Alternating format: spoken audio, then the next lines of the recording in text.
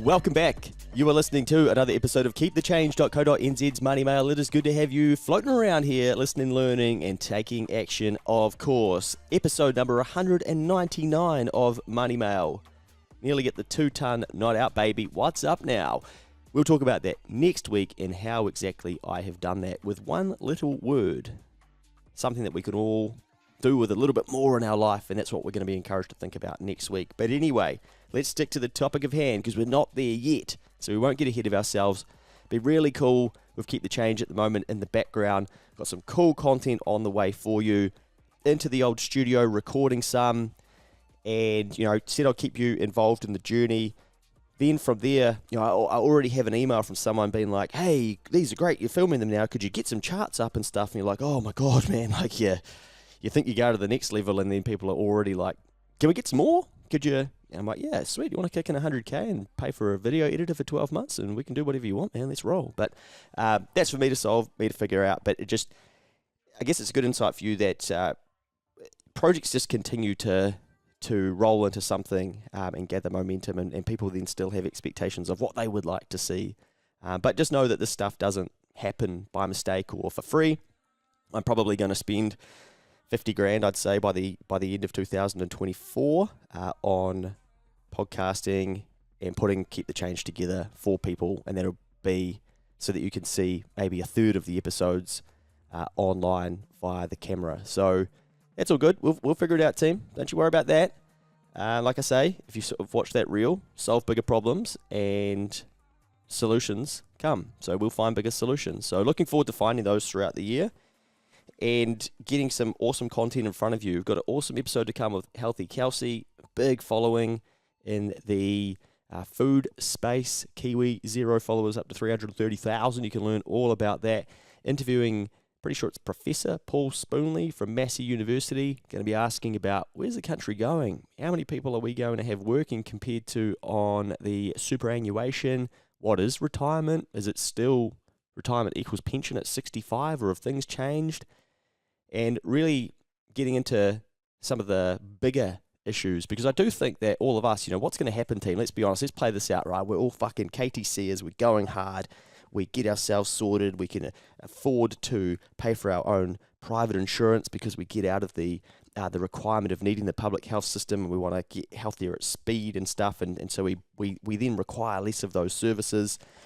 We've got an emergency fund stacked aside. We get into investing. We're looking at our future, and we're thinking, I can provide for myself when I get to 65.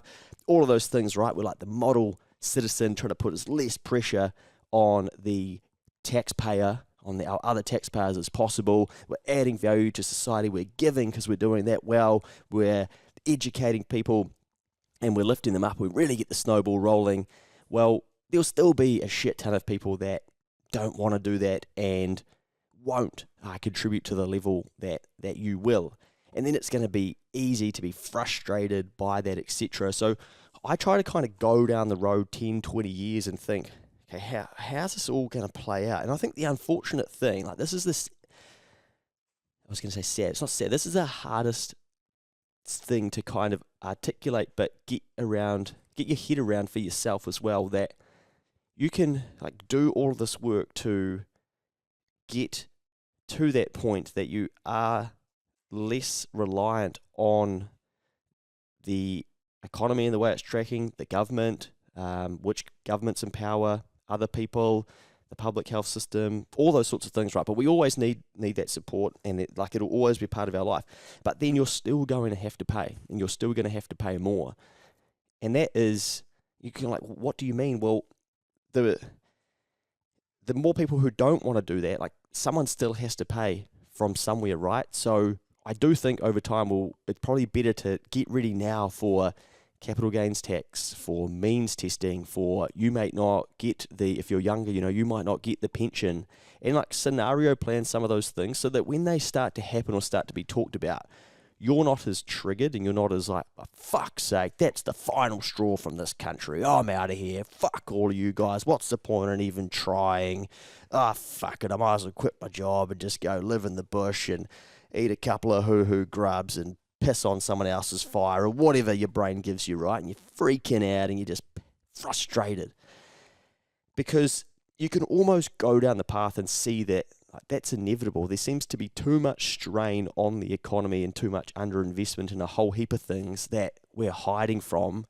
And eventually, it's like when you've got some demos, right? I often talk about this with my sister. We laugh about it. It's like demons always be coming out eventually. Like if you don't sort your infection and your viruses and your demons inside yourself, like they'll show up. They're like, yoo-hoo, you haven't sorted me out. I'm still here.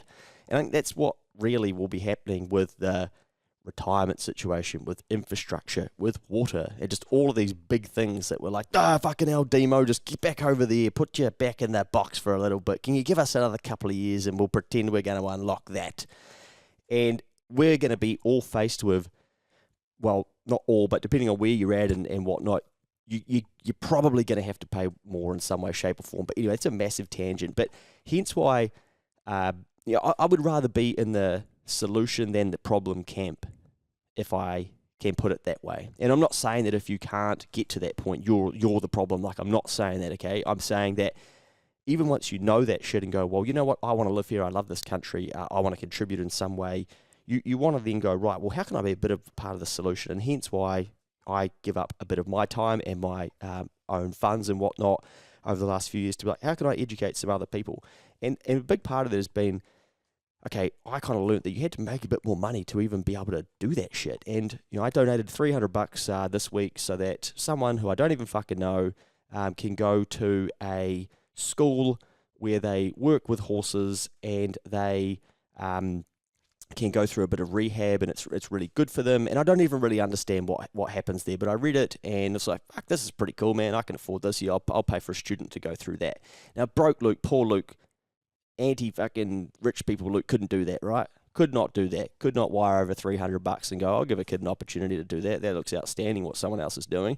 And for me, I look at that and when you do a lot of shit yourself to try to help other people, you realise, like, I don't know these people doing this. I'm like, fuck, man, what a life to run. They got a bunch of horses somewhere and they're trying to find these kids that are struggling and bring them into their program and say, righto, we can help you out, and we've had amazing results from that. Like, that's amazing. I don't even know who these people are. You don't know who they are either, but they're out there and they're doing this shit. But then people can't afford to send their kids there. So then someone like me reads it and goes, that's epic. And I know how hard it is to do shit and whatnot. So yeah, I'll pay for a student to go through that. I'll pay for a kid to go through that. That sounds outstanding. Now I can't do that with everything. So then I have to get to the point in my head too where I'm like, give with a full heart, but know that it will never be enough.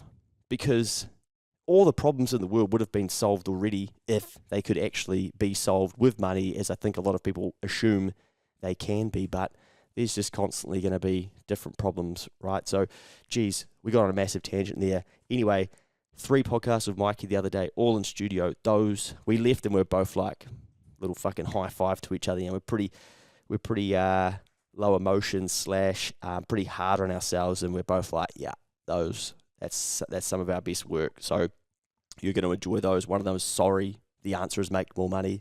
Another is what if inflation's here for a decade. And the other is fake titties, real money. So you'll enjoy that. Bit of fun with that one. But just getting you to think more and more about what could be coming and how to keep yourself ready and get in the right mindset. Because I just made a reel where we're in the last day of summer's been, so now everyone starts getting for winter in the next season. I want you to be thinking, no, man, I'm getting ready for summer, next summer. You're already thinking about it on the last day of summer. You're getting yourself ready for that. And that's how you stay ahead of everybody else. So what did you learn during this summer? What did you see? Oh, shit, man, I saw people selling drinks down on the beach when it was real hot. And I thought, that looks easy. Well, do it next summer. You learned it this summer, do it next summer. Who do you want to be next summer? Man, I had a real sloppy rig and I felt real insecure when I had to have my top off on the beach when I was camping with all my other mates. Well then, cool. You've got fucking 9 months to sort that out. Like, who do you want to be when you turn up to next summer? It might not be about your body image. It might just be, shit, I saw all these opportunities during summer, but I couldn't because I'd already committed to all this and I was going to all these different things and had all these holidays locked in and I am struggling with my mortgage and stuff, but you wanted to be the holiday person. Maybe next summer you can't be the holiday person. The person you need to be is, I'm going to go collect the cash. I'm going to have a summer of working. So have a think about who that is that you might need to be next summer. Don't get caught up like everybody else will be thinking about, oh, geez, I don't even know what season we're in now. That's how bad I am. It's clearly not winter, but is it autumn now? Or, yeah, it must be autumn and then the spring, right? Then, oh, fuck, I don't even know. Like, that's how out of touch I am. But I know when it's summer because I love summer. But then use that same level of thinking and go, well, hang on. Or also think about what you saw in summer, right? And then think, okay, what am I going to see next summer? Is it going to be the same? How could I get myself a little piece of the action? Think about that in terms of the economy. We're in a winter now. Things are tough. We've got record levels of debt outstanding to the IRD, 480,000 people behind on some form of credit payment. Record hardships for KiwiSaver. The banks are talking about the same thing. Like, we are in the winter, man. It is chilly as fuck. And I think it's still got a bit of a drop in the temperature to go. And you think about it now, you think people they're naturally a little bit more upbeat because we had some summer and stuff. When that thing starts dropping off, when these days start getting colder, when it starts getting darker, and when we're actually in the seasonal winter and the economy's deep in that winter, oh man, she is going to be chilly everywhere you look. So stop worrying about that and start thinking ahead of that already, and then take it back to the economy level. Eventually, things change, right? So how can we get ourselves ready for the next boom? And no one talking about that yet, because we're just deep in the shit now. We're really finally in the hurt locker of the economy, grinding down to where it is at the moment. But I want you to start putting your eyes on the horizon, going, you know what, like, we will get through this and things will be different and this thing will be booming again. What did I learn last time that I want to be able to do next time? What did I see last time in a boom in the economy and your industry and your things, the things that you care about, the skills that you have? Okay, how can I use that in the next summer? Like, get yourself ready now. Who do I want to be? You don't want to be that person that's like, oh man, if only I started 6 months ago because I didn't realize that the economy was doing well again, etc. You want to make sure that you are ahead of all those people, because you're then competing with less people. And then eventually everyone goes like, oh, I better have a crack as well. But think about that. Maybe last summer when it was booming, you took your foot off the gas. You thought, oh, could it be like this forever? You're like, oh yeah, man, I'll make the minimum mortgage repayments. Who cares, man? I'd rather do heaps of fun shit. Life's for living, man. You got to have a bit of balance, bro. Come on, man. Far out, man. Don't be so serious. It's always about the money with you. If that's who you were last time, and now you're like, oh, fucking hell, man, my mortgage is really tough, and can't believe this, and oh, those bloody rich banks ripping us off, man. It's fucking bullshit, man. Might move fucking Australia, etc., types of comments on the bloody Instagram, man, on the free internet that I get to use. Unbelievable. Fucking capitalism, man, ruining everything on your free on your phone that you've got because of capitalism, etc., and listening to this podcast because of the same system that's broken, etc. Is that who you want to be next summer? Like, when things start going well again? Or are you going to go, you know what, maybe I just need to tidy myself up a little bit and make sure that when we get to this next summer, I'm not the old version of who I used to be. I might have to be a little bit sharper. I might have to just stop with the comments a little bit, clip my mouth a little bit, and just get stuck into some shit that's going to protect me, my family, and the people around me in my community, so that I can start to do, and I can start to contribute, and I can start to go above and beyond, and I can start to help some other people as well, Is that maybe who you want to be? That's for each of us individually to figure out. But summer will come. It will be good again, but no one's talking about that because we're deep in the do at the moment, right? So we want to be thinking further beyond that so that we're getting ourselves ready ahead of it actually happening. And a lot of the KTC content is actually 6, 12, 18 months ahead of where you get to. Let's not even go down. It's going to back into the inflation shit, but we all know about that now. Anyway, let's roll, man, because 15 minutes, and I was just doing a 3-minute intro before ripping through this so I could get out of here because I've got a bit of a Saturday to enjoy later on. So anyway, this is a summary from my conversation sitting down with the 15-year-old who makes $50,000 online. And I wanted to get this back in front of people because I do think it's really important, because there's another piece to this that a lot of people may not have thought about.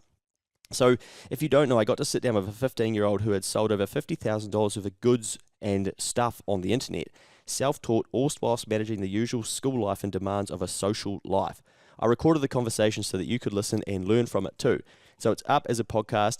You can search podcasts. The amount of people that are like, hey man, like, how do I find the date of this one? Or how do I find this? And you're like, I'm thinking, firstly, when you see a podcast on Instagram, in the top left corner, if you press like play on Spotify, it will open Spotify for you and it will start playing it for you. Magic, I know.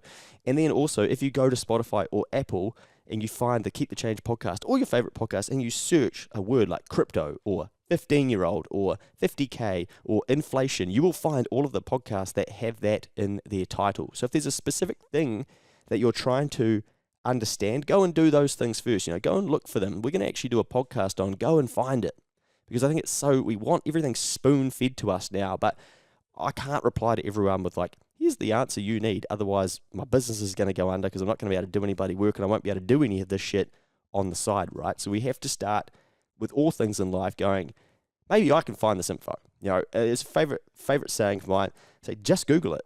Start with Google. It's an amazing tool, and see if you can go find the answer. But if not, then maybe ask. But I think it's so easy for us to be like, give me the answer. Like, what are you doing? Like, just send it over to me now. I want it. But we've got to take some initiative to then go and find that info too. So anyway, you can use the search function. It's great. And if you want to search 50,000 or 15-year-old or even like entrepreneur for this one, and I think you will find the podcast very easily. But be warned, listening to this could trigger you or inspire you. You'll either say that you wish the things that 15-year-olds have these days were available when you were 15-year-olds. When you were a 15-year-old, sorry. At the same time, ignoring the fact that 50-year-olds are doing the exact same things as 15-year-olds. So basically what I'm saying there is that some people will be like, oh, I wish I had that stuff when I was 15. Well, like, you have it now. The thing is, this guy is taking action. You're not. It's not the fact that he's 15 and you're 50 or 35 or whatever. It's the fact that he's taking action and doing shit. Or you're going to be inspired, right? And you'll have a crack and realize that there are no real excuses. That's obviously the other way to think about it. So I don't want to ruin the podcast for you, because I want you to go and listen to it. So I'll only take you through some of the key lessons I picked up during the conversation, and then what it got me thinking about. So this person and these 15-year-olds are using information available online to learn how to make money. They learn about sacrifice, so skipping the beach to make content with friends on their Saturdays to then sell their goods. They're learning about the economy, supply and demand, international exchange rates, margins, communication, all those sorts of things. They understand the value of building an audience. They're doing it with friends and make it both competitive and fun. So they're sharing the journey with somebody. They're getting components of a business degree that I paid tens of thousands of dollars for by practicing rather than studying theory. They're embracing AI, and they're not scared of it. They see it as a way to help themselves rather than, as we get a bit older, I think we go into the blame, excuse, deny, we freak out, and we're going to feel like it's going to take my job. How many things have come along over the years and going to take our jobs? And hey, this probably will take a number of jobs, but man, so do traffic lights, Kiwis, humans will evolve. We're resilient, so don't be scared, but it's natural for our brains to go down that path. The podcast has been highly intriguing to many parents because they've asked me for this. So like, hey, I've heard about that pod. Can we get that? Where is that? They also want to know for themselves how this works, and they also want to know for their children. So many people said to me, hey, I'm going to share this with my 15-year-old. Can you send it over?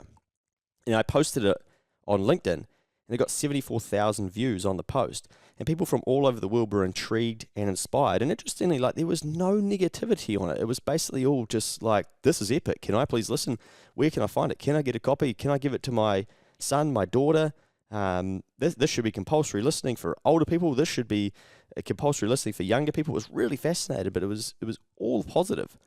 And after listening to this, you can see why the traditional path of school, university, degree, job, repaying student loan may not excite our next generation, especially if they're in a city, right, and they've got to borrow for their living costs as well. It might be that they go, man, do I want to stack all that debt when I already know how to do this stuff? And I don't really blame them. So when this 15-year-old gets their first full-time job offer for, say, like it's 60K, right? Let's just guess that it's 60K. They'll already have income anchors in their head. And what I mean by that is, for most of us, getting our first job is when we start to learn about income. But if these young ones are going out there and they're selling stuff, they're going to have an income anchor already where they're going to go, hang on, I'm going to make 60 grand and I've got to do 2,080 hours and that's what I get paid. Yeah, correct. Okay, well, I know how to sell 50 grand worth of stuff. This is interesting. And they're going to look at these things from a different angle. That's me wondering, are they? However, they might go to a job and go like, this is epic. This is, you don't have to do all the stuff that you had to try and make the 50 grand, because of course you got costs and stuff too with selling stuff.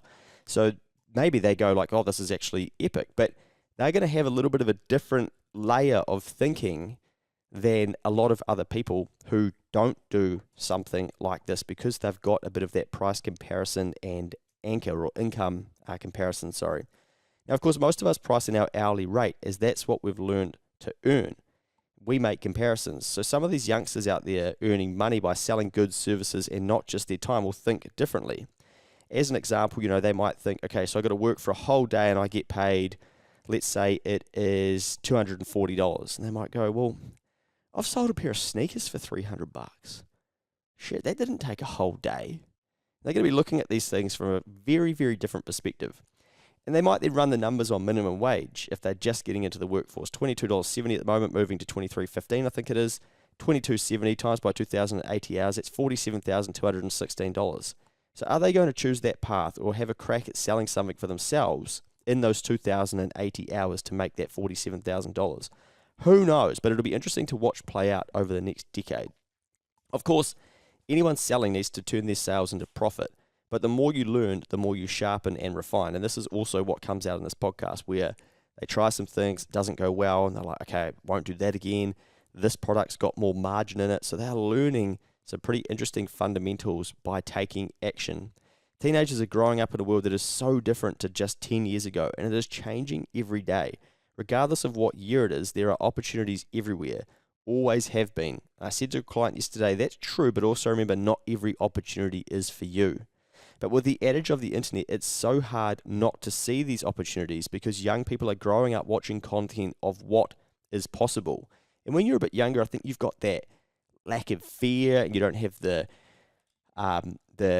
kids in terms of that taking up time and cost or a mortgage and things, and you're just like, right, I'm having a go here. And I think some of these younger people coming through are doing that.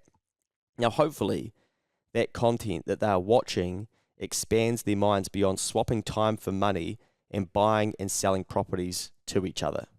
I think that's going to give us a more robust and better economy that's going to solve some of the issues that we were talking about at the start of this than just, right, here's the same old path, and then the sooner you buy a house, that'll be better, and then sell it on in 7 years to someone else and repeat that in 7 years and look back and see that money got devalued and you made a stack of money on paper that can still only buy the same types of goods and services because the housing inflation is much the same anyway, etc., etc. We've talked about that 1,000 times, but can we get these younger people learning more skills and learning to transact and learning to do international business and things and grow things and start to bring money into the country through what they're doing?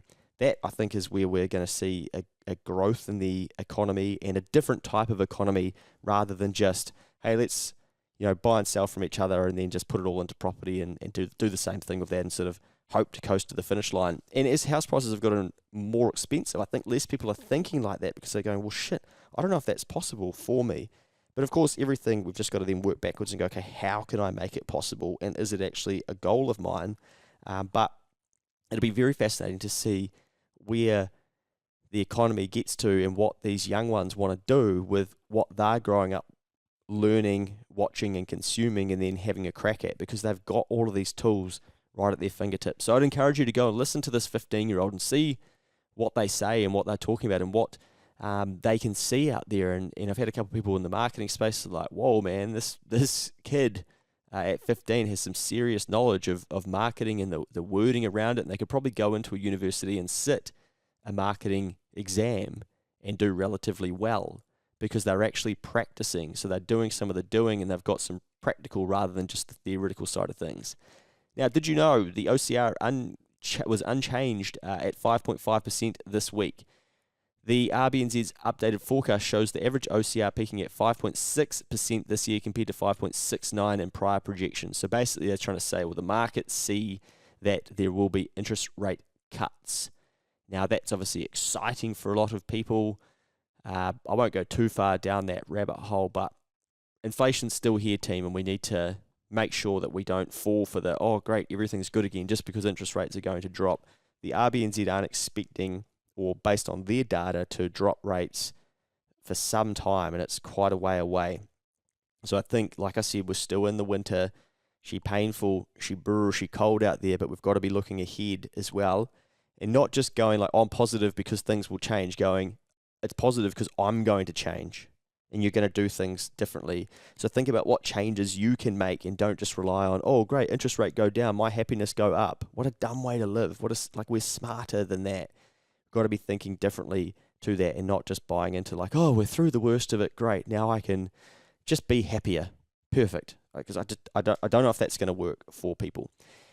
I hope you've found that lesson intriguing, and I hope that you find the interview of the 15-year-old intriguing as well.